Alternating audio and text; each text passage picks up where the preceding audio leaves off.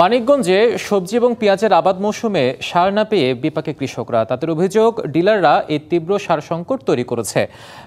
জেলায় যে মোট ১২৩ জন সারের ডিলার থাকলেও অনেকেই সারের সংকট দেখিয়ে বস্তা প্রতি কয়েকশো টাকা বাড়তি দামে বিক্রি করছেন সার। ফলে সময়মতো সার না পাওয়ায় কৃষিকাজে নানা সমস্যা দেখা দিচ্ছে। কৃষি বিভাগ জানিয়েছে, নভেম্বর মাসে জেলায় 16,500 মেট্রিক টন সারের বরাদ্দ ছিল। চাহিদা বাড়ায় সংকট মোকাবেলায় গতকাল ডিলারদের জন্য অতিরিক্ত 2,000 মেট্রিক টন সার বরাদ্দ দেওয়া হয়েছে। সার বিক্রিতে অনিয়মের কারণে জেলায় ইতিমধ্যে 12 জন ডিলারকে মোট 2,20,000 টাকা জরিমানা করা হয়েছে। তবে কৃষি বিভাগ জানিয়েছে, চলতি মাসে মানিকগঞ্জে আর কোনো সার সংকট থাকবে না।